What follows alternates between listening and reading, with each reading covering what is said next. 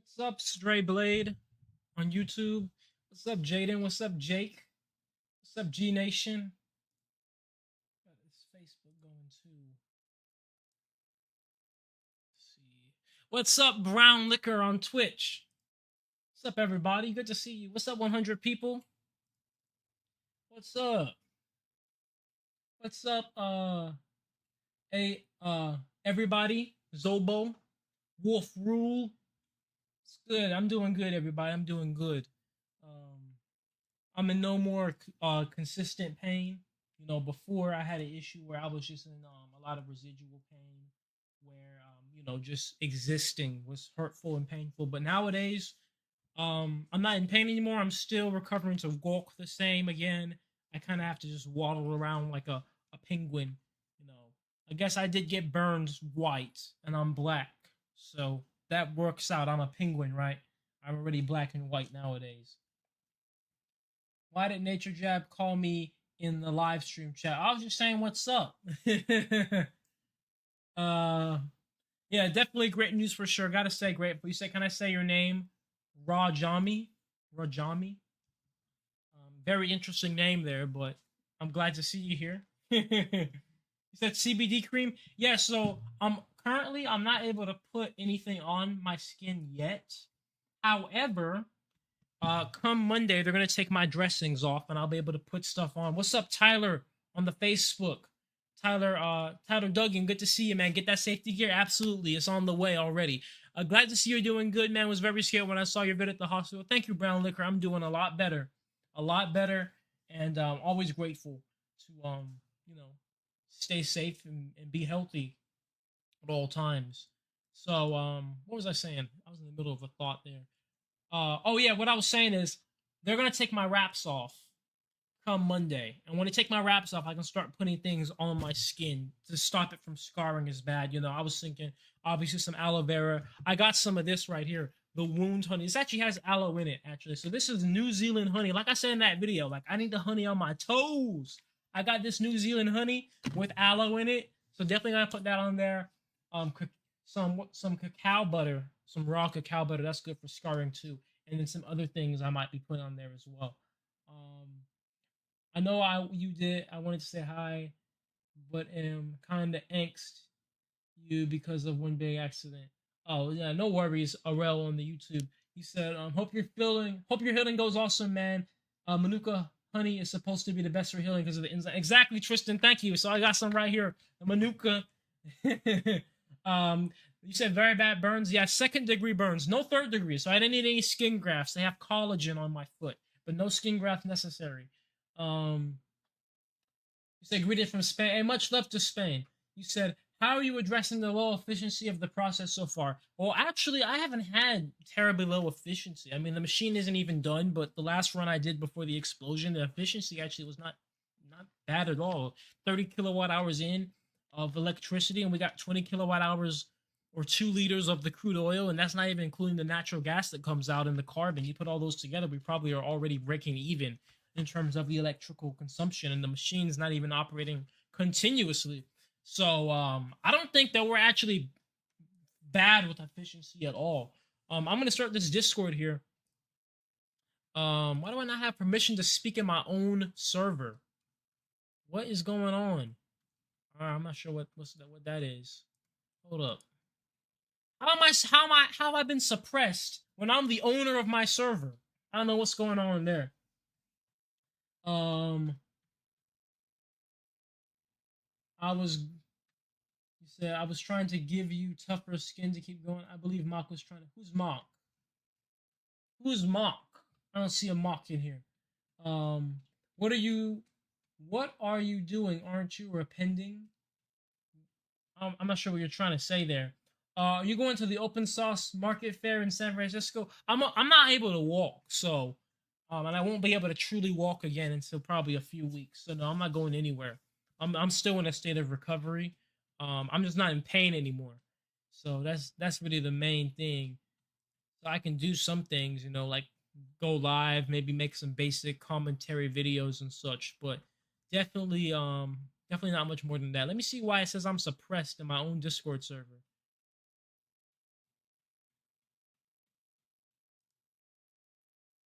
Oh, I see why. I fixed it. Okay. Yeah, all right. We're about to start the Discord. So you guys want to come in on Discord and ask your questions? I'm gonna put the link in the chats right now, so you guys can come into Discord, and then you can call in and ask your question. Let's see. Here's the link right here. Can you can your new location have a live cam? Yes. Oh yes. That reminds me, everybody. Okay, the machine's being moved into a warehouse. So you got the proper PPE? Yes, I got the PPE, guys. I take that very seriously now. You're never gonna catch me working on that machine. You know, unfortunately, even with a suit on again. Now I'll wear a suit. I will wear a suit if the machine isn't on and the distiller isn't on and I'm just like holding the fuel. But when I'm distilling, when the machine is on, everything is going on. You know, and what's the new location? It's gonna be in a warehouse, industrial area, so it's not gonna be in the backyard anymore. You know, this has been in the works for a while. We've all known this has far exceeded a backyard experiment since bloody last 2 years anyway. Like it's exceeded a backyard experience since I had my machine blow up, and my first machine blew up 2 years ago. So, you know, I don't think it was surprising at all what happened. I don't think anybody. I mean, if you're making gasoline, because look, the big refineries blow up all the time, all around the world. If you're doing it in your backyard, of course it's gonna blow up eventually, right? So it's not. I don't think that surprised anybody. I think that what surprised everybody was just how it happened. Definitely, that was what surprised me when once it happened, I was just like, damn, I was so stupid. Why did I just put the vacuum pump on? You know, like that was such a simple mistake. You said the ground is lava. That's how it feels when I walk. What type of protective personal ball sack equipment will you be wearing? I'll be wearing your face right over my balls, hovering right in front of them to not only protect my balls from the microwave radiation, but in the event of a fire, your face will be a heat sink for my balls, and also just day to day walking around, my balls generate a lot of heat. You can pull the heat out of them, cool them down for me. Maybe give them a little lick every now and then too. Get some moisture in there to wick the heat out too. So those are a few ways I'm gonna definitely be protecting my ball sack during this process. How do you feel about your potential to be creating large amounts of benzene? So how do I feel about that? Well, it is true. Benzene is a byproduct of crude oil, and when we make our fuels, they put the refined fuels through many types of catalysts to remove the benzene. But when they make plastic, they don't have to remove the benzene. So when I make my oils out of plastic, there's going to be pretty high amounts of benzene within my oils. But here's the good thing, right? I'll tell you guys the great thing. For one, that benzene is pretty stuck in the oil. It's not going to escape the oil or anything like that. I get my oil, keep it in a container. It's not venting to the atmosphere, only if you burn it, right? And another good thing is this, right? I just said that benzene is naturally found in crude oil. Benzene is naturally found in crude oil. We take crude oil, refine it, make gasoline with very low benzene. So the technology to remove benzene already exists. And it's already been done. That's how we're able to have low benzene and gasoline to begin with. So it's not venting into the atmosphere or escaping to the environment. And there are already ways to deal with the benzene that exist in technologies already, specifically catalytic distillation. So to be honest, I really don't feel worried about that. And also, when it comes to most toxins in the process of pyrolysis, I don't feel worried about any of them in general, because the truth of the matter is pyrolysis is so controlled. Like I said, you don't vent anything out, you know what I'm saying, when everything is working properly. Everything is controlled and captured. So it's up to you if you pollute anything, right? And then most importantly, every single product is a petrochemical product, stuff that has been researched how to deal with and how to reform it and how to neutralize it forever now. Catalytic distillation is just one way to remove benzene. There's many other ways that exist, but that's the most popular way. But you can react things with benzene to form, I believe it's benzoic acid, and then benzoic acid can actually become it becomes some type of salt, I believe, if it's mixed with CO2, which is completely inert, and actually that becomes so safe that it's a food grade ingredient. I forgot what the name of it is, but nonetheless, the point I'm trying to make is there's a way to deal with any type of chemical, right? That's just the truth, especially in the petrochemical world, because these are all chemicals we already had to deal with when we refine our crude oil to get the EPA approved gasoline to begin with. You know, have you consulted AI to see if there's any possible breakthroughs? That's actually not a bad idea, Fred Paul on Facebook, because AI scourges the whole internet. And when I was researching this stuff, you know, getting into it, I was merely relying on research papers, right? So it's not a bad idea at all to use AI. AI didn't exist to this degree when I was first starting my research on this machine, but I should implement everything.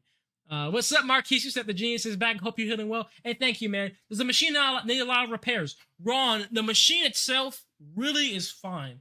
It was the distiller that had the depressurization. The distiller's not even damaged.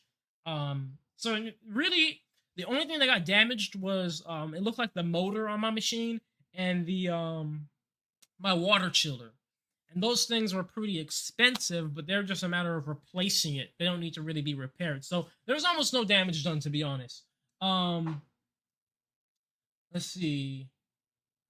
What about the other aromatic compounds you asked on myself? Great question. So yeah, I mean, when it comes to there's such a multitude of products in the pyrolysis oil, because plastic, there's so many different types of plastic and stuff.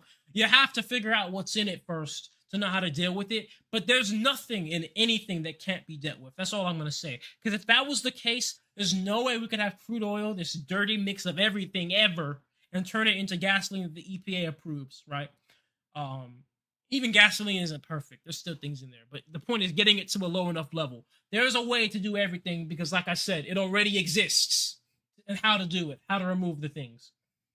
You said when you burn it, it vents to the atmosphere. That's true, Daniel Johnson. However, you also have to remember that I think you're talking on a concentration, like a level of benzene being burnt or oil containing benzene being burnt to such a large degree where it's making smoke that just gets everywhere. When I burn my fuel, it's such a small amount, and it's, you know, like, the truth of the matter is I'm just not at a large enough scale to the point where it's like I'm endangering the entire environment. And obviously when it is at that big scale, it's unacceptable to have anything like that in the fuel when you're burning. But you know, when I have burnt my fuels a few times, I barely even burn it when it's crude like that to begin with. But it's such a small amount that I burn for such a small amount of time, respirator on, all that type of stuff. So, you know, I'm not saying that it's not an issue, like it's not carcinogenic or anything, but I'm just saying that I don't think that the level you might be trying to say it is like some type of huge environmental disaster for me to just burn some fuel. I mean, it's probably about the amount of risk as if you were burning plastic, a chunk of plastic in your backyard. Like, obviously, going to be toxic. You don't want to breathe it in, but you're not going to be putting your whole neighborhood at risk by burning a chunk of plastic, right, in your hand. But obviously, it's not good practice. And to do that at a big scale, you will be endangering environment and people around you. So you don't want to do that at a big scale. But where I'm at right now, it's not a significant thing to that degree. On top of that, I will say also, I do distill my fuels before I put them in an engine. And dependent upon the fraction that you get out would also depend on how much benzene you get out. Because the boiling point of benzene is relatively low, so it's going to be primarily in the gasoline fraction. You will have some in your jet fuel, your diesel fraction, but it will be significantly less than your gasoline fraction. So let's say we knew. And on top of that, not every type of plastic will produce a lot of benzene. Not every type of plastic has the ability to, right? It's pretty much primarily polyethyl terephthalate and styrofoam that give you the most. So let's say I put HDPE in my machine. Barely get any benzene out. But let's say I did get a lot out. Okay, when I go to distill my fuels, I get my gasoline out, right? The gasoline will be the richest fraction that has the most benzene in it. What do you do with that? Well, benzene, just like everything else, is a petrochemical product. It is a hydrocarbon bond. It can be broken apart. Just put the gasoline back in the machine when you mix it with the plastic. Hey, thank you for the $2 donation, super chat, Zachary Johnson on the YouTube. So you do co-pyrolysis. When you mix the plastic in the machine, you also just go put your benzene-rich oil in the machine, and the heat is going to crack it, and then eventually it's just going to break down and turn to the natural gas product, where it's very light chain hydrocarbons, no benzene in that. Like I said, benzene's really in the oil, and that's kind of the good thing because the oil, it's the easiest thing to not just lose. I would say if those in the gas product, it'll be a lot scarier because you can have your tanks leak and stuff. You can't capture gas, but oil, even if I have an oil spill, soak it up with some clay, some rags, then put that stuff back in my machine. Even if you do have an oil spill, so oil is pretty good to manage when it comes to making sure you're not having any type of toxic spills or things like that. So you said I'm more concerned about you don't give yourself cancer. That's definitely a great concern for sure. And I will be honest, I do need to be a lot better at wearing my respirator.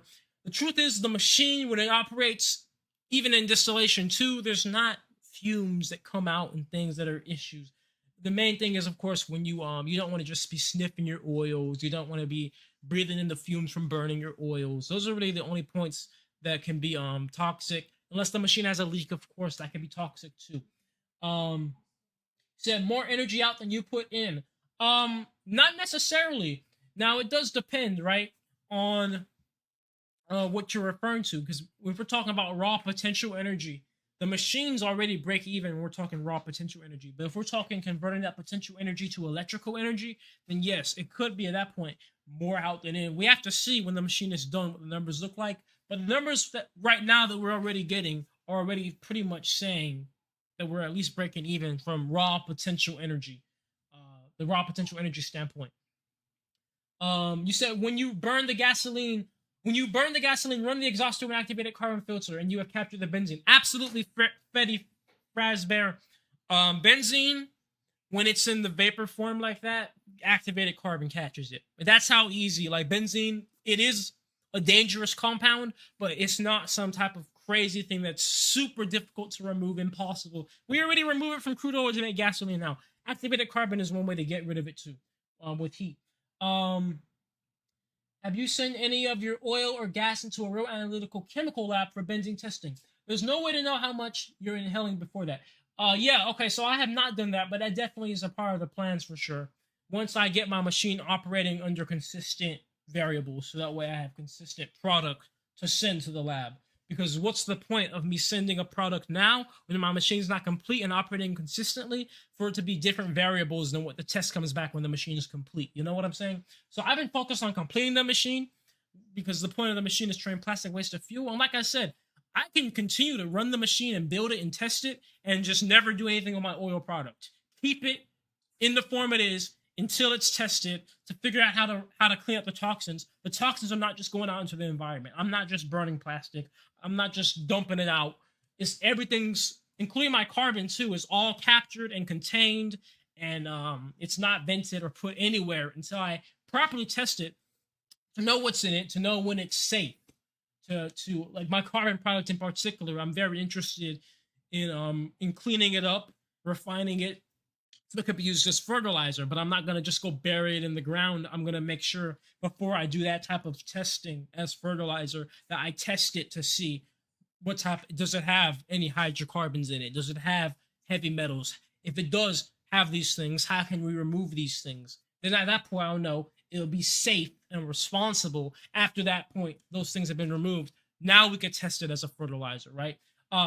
Nate Knights Cree D Paul, thank you for the $10 super chat on YouTube. You said amazing progress, sir. Nothing great comes without blood, sweat, and tears. Hey, thank you so much. I'll be honest, guys.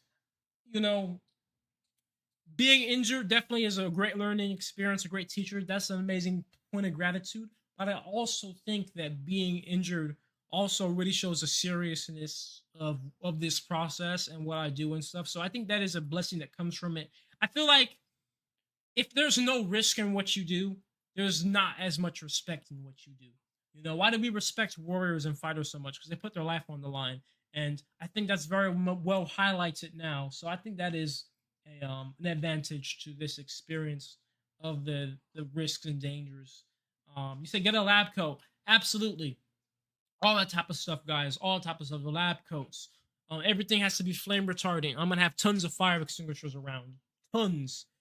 Type B, because that's made for the oil fires and stuff. So, let's see. You said I should know this being mod, but were you live when it happened? No, I was not. I was recording though. You said, can you dunk? You look athletic enough? Yeah, when I can walk again. To do things safe is always more impressive. Yes, it is, and it's always more worth it too, because you're not gonna, be hurting yourself like that when you do it safely. So it's always worth it to do things safe. And like I said, that's why I have to be honest, I have to be completely humble and admit that I was not being as safe as I could have been at all. I was being real lenient. Now, I'm not lenient at all when it comes to electrical safety. When it comes to the electrical stuff, I make sure I have everything in place to make sure that I put myself at the least amount of risk possible. So I just have to extend that same type of respect to pressure, chemical, and fire safety as well.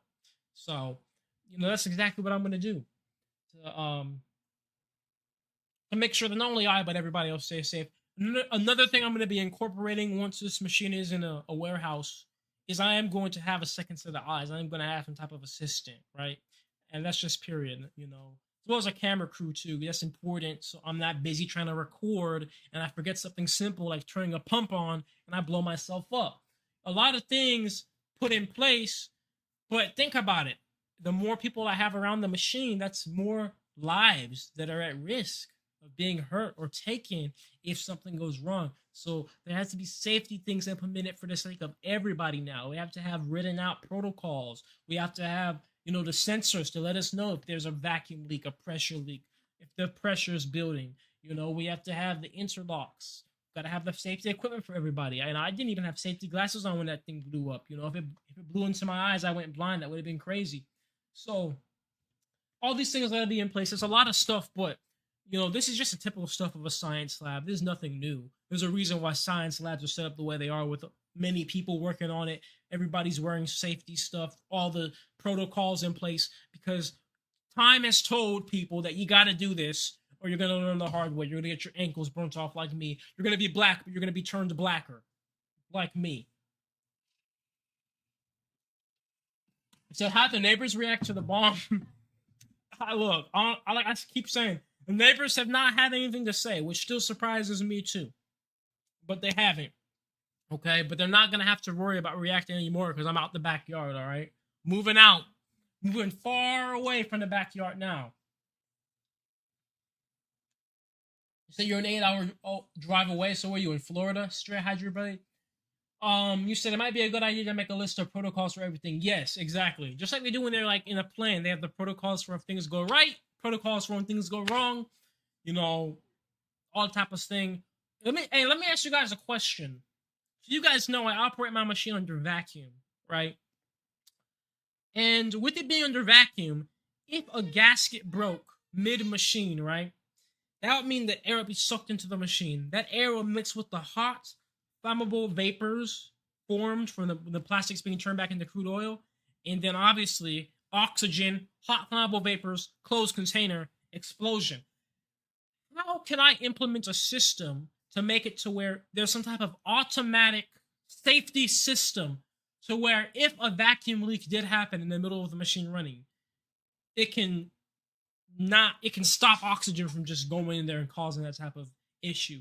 What I have right now is I have a nitrogen tank set up to where if I notice a vacuum leak happens, I can force in a ton of nitrogen at high pressure all of a sudden, and that's going to hopefully displace oxygen from coming in. But the issue with that is I have to be there to open the nitrogen tank valve if I even catch it happening on time. I want this automatic, of course, So I'm wondering, how can I have an automatic? It has to be something rigged to the vacuum pressure. If the vacuum pressure drops below a certain inch of mercury, then the nitrogen tank valve opens. It's like, that's what has to happen. You said sensors. But what type of sensors are those called, though? What type of sensor can be tied to the vacuum pressure? Like, is that like, what is that type of Arduino or something? Like, I'm trying to figure out what that's called because that's mandatory. Because when I move it into the warehouse, it's going to be in an even more enclosed space. The reactor just won't be open out in the air. So if an explosion did happen or even a depressurization, it could be wild. We have to have some type of sensor. It could also be an oxygen sensor in there, right? It detects if any oxygen starts to get in there, but then that could be problematic because if we put like PETE in there, PETE does have some oxygen in its bonds, so it can't be. It had to be a certain sensitivity. I don't know. There's a few things, but we got to figure that stuff out because it's necessary for this stuff to be automated safety. Okay, automated safety. And that would also stop me from ever being able to obviously a pressure relief valve where if I ever forget to turn the machine vacuum on, which should be never, but it won't blow up because it'll have a pressure relief valve, very low set pressure relief valve. Um, a secondary shield filled around it with CO2 or nitrogen. Fortunately, that wouldn't be possible because there's so many points where leaks can come in. Let's see, what can we do? Oh, you know what, guys? I know what we could do. No, that's not. I was gonna say we could have some type of sensor to where if a vacuum leak happens, it could sense the vacuum sucking in stuff, and then it turns on. But that's only knowing if you knew where the vacuum leak would be. But there's so many different gaskets. Um, there are vacuum pressure sensors, but they can be quite expensive. Yeah, it sounds expensive because vacuums are like such a, sophisticated thing. Um, so that's gonna be tough, but it's necessary though because I have not experienced a vacuum leak. In fact, the machine under vacuum, all the gaskets seem to do 100 times better than they ever have versus when it was under positive pressure. But I also, since I haven't experienced it, I don't know how violent it could be if that did happen, you know. But I just know that it was sucking air because it's under vacuum, negative pressure. It will suck in air. That's period. And I know there's flammable vapors being in there, being produced as the plastics in there, and I know that they'll oxidize. Right. Some people suggest that I should, once I put it under vacuum, I should unlatch my manway. So if that does happen, the manway just acts as like a blow off door, so it doesn't explode, but it just blows the door off, and that's possible too. Oh dang, I'm sweaty under here, aren't I? Yeah, that's possible too. To do that because I did test that actually. I put the machine under vacuum, I unlatched the manway door, and it just sticks there. So that's possible to do as well. But I would like some type of feature with the nitrogen. You said you have to get a graph. You can see a spike in pressure on a graph. But what can I hook up? How can I have a sensor to hook up to that graph? What type of sensor is that called? And yeah, definitely a relief valve. It had to be a big relief valve too, a big one. Yeah, the high pressure injection system of inert gas. That's exactly what I have. But the issue is making that high pressure injection system automatic. I have a high pressure nitrogen tank hooked up to the machine. How can you be sure that all the benzene is stuck in the oil? Because I have activated carbon filters, um, and zeolite filters for the natural gas products. So, I mean, the only other place that benzene could be in would be the carbon product, but it's not a natural gas product because benzene is captured by activated carbon. And I have an activated carbon filter for the natural gas. I mean, I don't know for absolute certainty because I don't have the tester, but I'm just saying, I've read the literature on how to deal with a lot of toxins, and usually activated carbon is pretty good at capturing a majority of petrochemical toxins, and I have my natural gas run through an activated carbon filter. I'm from Dallas, Texas, mechanical engineer and fabricator. Oh, that's what's up, Stray Hydroblade. That's what's up, man. Hey, love to see it. Pressure sensor switch. It has to be a negative pressure sensor switch for vacuum. Could you hijack the signal from the instrument that measures the vacuum, the manometer? I don't know. I don't know. But like the guy said in Facebook, like Kaylee said, gotta have a graph hooked up to it that goes to a computer. Let me look up vacuum pressure sensor. Let's see if that's a thing I can just buy.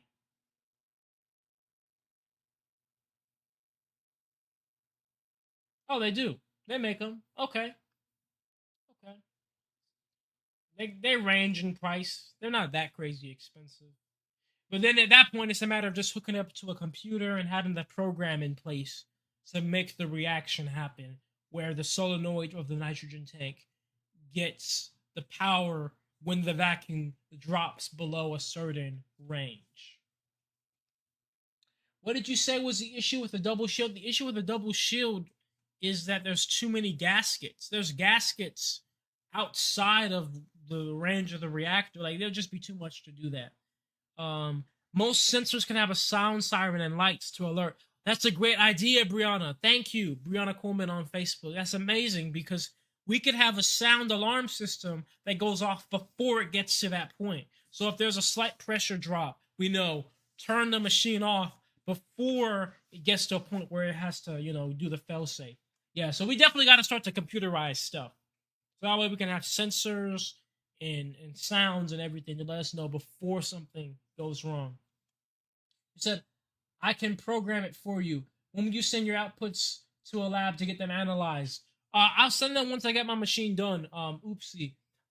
You're Farrakhan, right? But yeah, like I said, like the machine has to be finished. Then I get my output sent to a lab.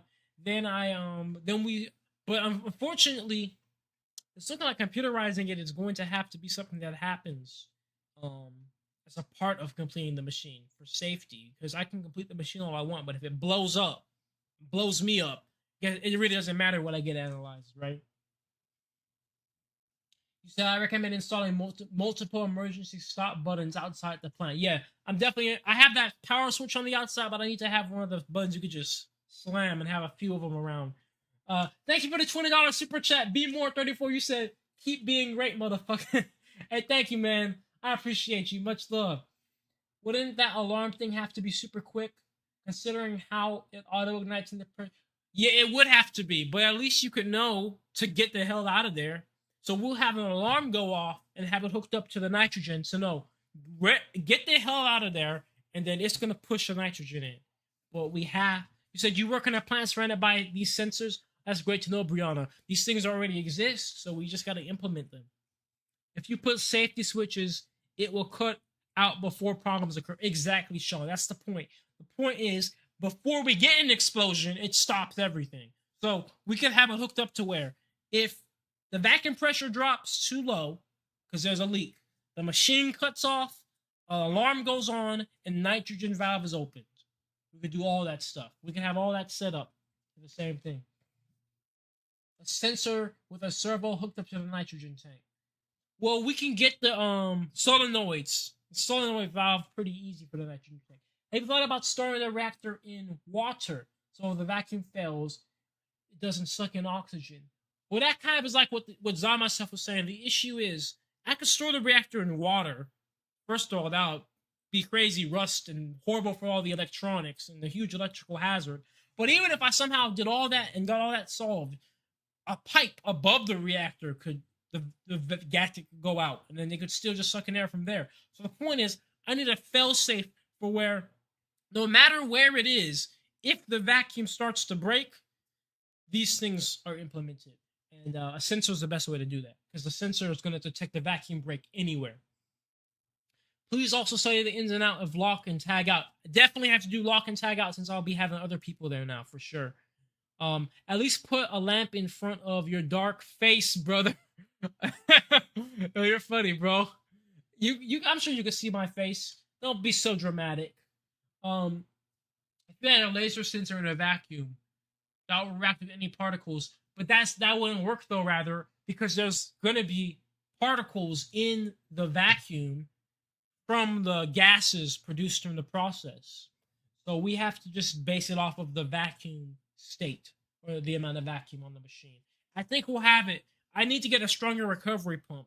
My current recovery pump, when the machine will be operating full heat, it could not sustain the vacuum above about 10 inches of mercury. But I think when I get a stronger one, we might be able to do like 20 inches of mercury. So if the vacuum breaks below like 15 inches of mercury, then we'll have like the sensors and stuff go off. How would you inject all that nitrogen in the same place where the oxygen will flow in? Just a high pressure nitrogen flow will displace enough. Because when it's under vacuum, it just wants to break the vacuum. It doesn't care what it is. And if I have super high pressure nitrogen flowing in, that's way less resistance, a path of less resistance than it's sucking in oxygen from a small gasket gap that leaked.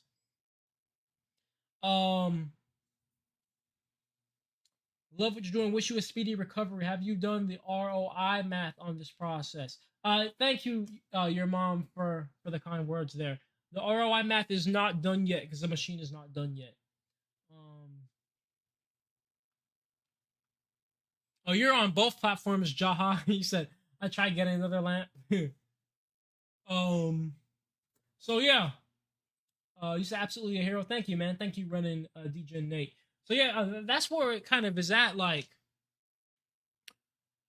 I gotta computerize this now to have automatic safety features.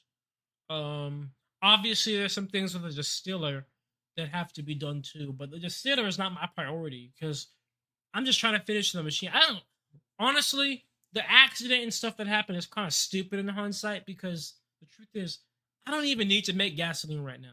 The machine itself is not even done. I just was like, I have 2 gallons of the crude oil. No, not 2 gallons, but half a gallon of crude oil. That's enough to make enough gasoline to run a weed whacker. But it'd be a cool social media video to just show off the progress. It being implemented and used in an engine. And I guess I got a little bit overzealous because I was working on the machine sleep deprived. And obviously I was not in the right mind space because I forgot to turn my vacuum pump on. So obviously that's why I tell you guys, if you do this stuff, you got to work on it in the right mindset. Got to work on it sober and all this stuff. You don't forget the simple stuff and you get blown up. What's up, Squiggy Seller? Yeah, I remember you, man. Squiggy Seller.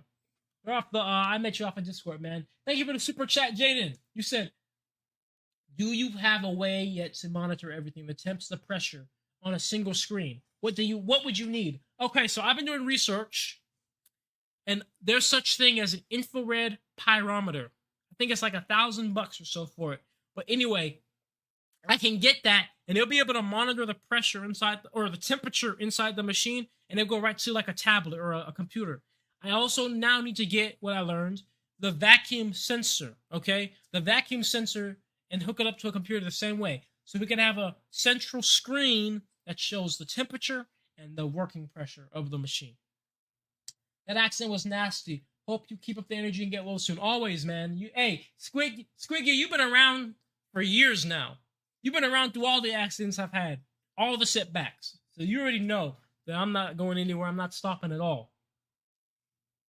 Hope all is well. Thank you, Bobby Hill. Could you store your oil in bladders? I could store the oils in those bladders. That's true. I don't think that's smart. I would rather store them in a metal container because a bladder can be punctured and then it leaks. I think I'm gonna get some 55-gallon drums or some IBC totes. Those are those big plastic tote things, and I'll store my oils in those. Does your YouTube name have anything to do with the jab in your arm? Oh no, it's my initials are Jab. You said, let me know if you get the Cash App I send. All right, Bobby Hill, I'll let you know. Sometimes there's a delay, but I'll let you know, Bobby Hill. I appreciate you, man. Yeah, definitely going to get some drums, some 55-gallon metal drums to store the oils in. How long did it take for the initial adrenaline to wear off? You seemed pretty chill in the video when it happened. It took a minute to realize the injury. No, it definitely did not take a minute to realize the injury. It took me days to realize the severity of it because here's the crazy thing. There were many parts of my foot that were second-degree burns, but the skin on top was not. So much so that the hospital that I went to the day I got burned only covered up like half of all the burns. The other burns came through, started to blister up a few days after. And there were still some parts that never blistered that like were completely burned. Like the skin under it was red burnt. But the skin above it didn't look burned at all. Thank you, Bobby. You said you sent $4.74. It's from Bobby Hill. Hey, much love to you, Bobby Hill. Thank you so much, man. How you doing today? I'm doing great. There's something called a fire eye that will watch the reactor and instantly shut off the plant as soon as it detects flames. It's the last resort. A fire. Oh, thank you, Glock. I'm gonna put that in my list right now. That's amazing. If flames pop up, it shuts everything off. Fire eye. Looking that up. Thank you. That's the type of stuff we need right there. Make this stuff safe as possible. Because the reactor itself isn't even all that dangerous. The truth is, if things could just shut off as soon as high pressure or low super or too, not too low of pressure, but too high of pressure or too much of a vacuum breaks or flames, if they could just shut off as soon as those things start to build up, there really isn't much risk. There really isn't, because they only have depressurization under too much pressure. You only have an explosion if oxygen gets in. You will only have so to be honest, there's really not much that can go wrong. If the machine gets turned off, nitrogen can flow in, any flames pop up from anything catching on fire, everything shuts off, and you have fire extinguishers that can maybe be released at the same time, then it's a pretty safe machine, to be honest. You know, because like I said, it kind of helps that the machine has nothing venting off of it to begin with, and everything that comes off is already captured into a container. That greatly, because imagine if every time the machine was like blew up or something, I had to worry about trying to scramble to stop the flames from reaching the oil or the gas product, right? It helps that these are already being compressed into tanks and containers that are safe. Game over. Thank you for the $7 super chat, the $7.99 super chat on YouTube. Much love to you, man. Basically, I have multiple holes around the reactor where emergency nitrogen gets injected. It could be just one port, as long as it's big enough diameter pipe, I believe, is that myself. Because the high pressure of it is going to make it, is really the most important part. This stuff is so cool. I got the EPA 608 Universal Certification in HVAC, which do reminds me a lot of the trade. Hey, for real, rather, Chipman, because I literally use recovery pumps. You know, I love that because, you know, I myself as a tradesman, a welder, starting this, I just love all this type of stuff coming together like this. What about a flame arrestor? A metal net? I don't think that that's going to do much if given how a fire would have to start with this. You said, may I speak yet once? Yeah, you can speak. Right, you've been speaking this whole time. How's the health recovery? Recovery's going well. Just a few weeks out from a complete recovery. What procedures are you going to cool the oils enough? The oils have to, in order for the oils to form, they have to be condensed and ran through chillers that are really cold anyway. So the oils are not hot. Anyway, heat has a lot to do with making fuel, obviously. Manage your heat, do your pressure calculations off, and graph it actively. When you get a spike in vacuum or temperature, you can light off a backup relief valve. Absolutely, Kaylee. And I think the main thing is I need to learn what the basis is. That's why I need to finish the machine first, in a way. Sean, thank you for the 99 stars on Facebook. Think about it. I don't know what a too high of a temperature is until the machine's completely done. Now, obviously, we know what too low of a vacuum pressure is. If it starts to suck in oxygen and goes too low, obviously, we know that's a problem. But I don't know what too high of a pressure is until I get my pyrometer and I can measure the temperature and I can do several runs and see the average, right? But I never experienced issues with temperature, but I never ran the machine continuously at the same time. You said I can help you do that carefully. You need to measure your tank mass to pressure. Oh, to figure out how much heat, because obviously with heat things expand and more pressure. Yeah, that makes sense. Let's see. Is there an optimum temperature that the fuel has to be produced to produce gasoline? To be honest, it's very variable with all these different types of plastics. It's hard to say. I also remember your transformer motor oil incident. I was super shocked. Was there a reason why you used oil and not water? Because you can't submerge transformers in water; they'll short out on themselves. So I had to use motor oil, right? You can use distilled water, but I had them in metal, and over time, the ions of the distilled water would get ions of metal in it and make them short out. So that's why.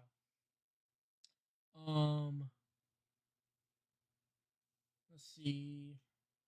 Yeah, guys, but listen, guys, it was great speaking with everybody, seeing you all again. And yeah, I got a lot of things in the works, a lot of things on the way. I can't disclose it, but I'll say it like this. We got some funds on the way, and you guys will see soon. So things are going to be a lot safer, a lot better. The machine's going to be in a warehouse. Learn so much. I want to thank all of you for all the support and all of the advice you've been giving me. And you guys take care.